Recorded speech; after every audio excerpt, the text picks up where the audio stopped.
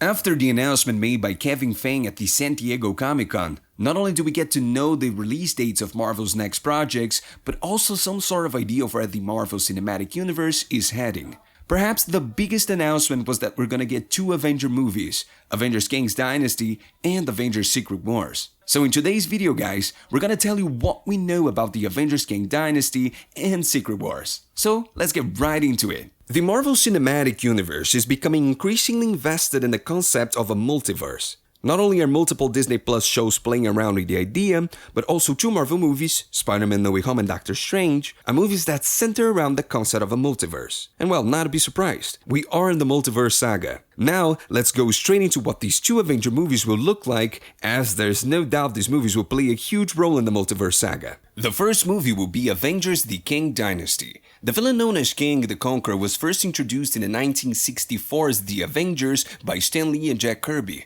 Traveling back in time from the 31st century, Kang declares himself ruler of the 20th century Earth and proves to be a worthy foe for the original Avengers using his futuristic weaponry. However, in that same issue, Kang reveals that this isn't the first time he's clashed with present-day superheroes. In reality, Kang's true first appearance was in the guise of Ramatut, the villain of 1963's Fantastic Four. While on a trip to ancient Egypt, the Fantastic Four went afoul of a fellow time traveler who's used his technology to take over the lands as a pharaoh. The man who will soon be known as Kang presents his backstory to the Fantastic Four in that issue. He was born in a century of peace and progress, and yearned for conflict and an adventure like in the time of superheroes, but he couldn't find any. But after finding a time machine created by one of his ancestors, implied to be none other than Doctor Doom himself, he made the decision to rise to great power in a bygone era of humanity. After his first encounter with the Fantastic Four, Ramatut has a chance to encounter with Doctor Doom in 1964's Fantastic Four. Ramatut reveals his theory that Doom is his ancestor, only for Doom to come up with an even more outlandish theory that Ramatut is actually his future self. But this convoluted plot point is promptly dropped as soon as Ramatut assumes the more colorful guise of Kang the Conqueror to do battle with the Avengers. While the world waits for the actual Kang the Conqueror to debut in Ant-Man and the Wasp: Quantumania, which will be released on February 17, 2023, we already know a bit of what to expect from this villain. That's because we've met one of Kang's variants already in the Loki TV show, and based on what he told us about Kang the Conqueror, the Avengers have much to fear. In Loki, Kang's variant, He Who Remains, played by Jonathan Majors, is based on an important Marvel Comics character that we will discuss later. What is important to know is that the existence of He Who Remains, and the fact that he died in Loki, has huge implications on the MCU universe, especially if events transpire as close as to how they do in the comics. What we know so far about He Who Remains is that he's a variant of Nathaniel Richards.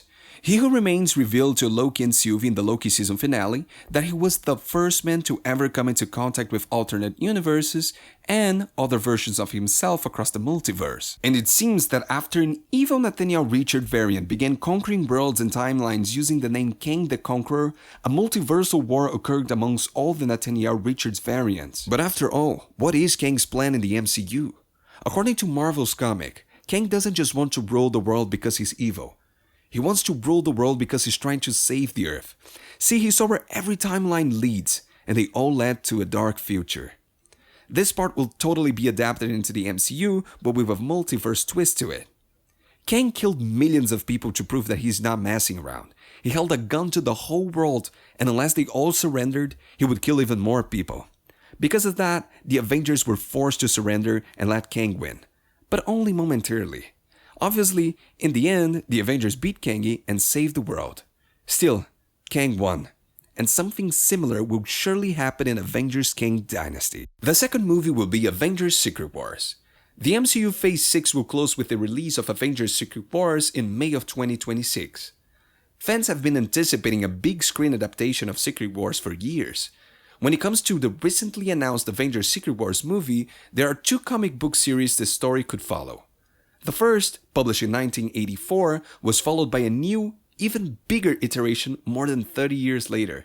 To avoid any confusion, in this video we will refer to the 2015 version simply as Secret Wars, while the original comics shall be referred to as Secret Wars 1984. The 2015 Secret Wars takes place in a universe where Earth 616 and the Ultimate Universe Earth are on a collision course towards one another. These two Earths, which house alternate universe versions of superheroes and villains, are colliding due to an event called the Incursion, in which one of the two Earths must be destroyed in order to preserve both universes, as previously explained by Earth 838, Mr. Fantastic, in MCU movie Doctor Strange Multiverse of Madness.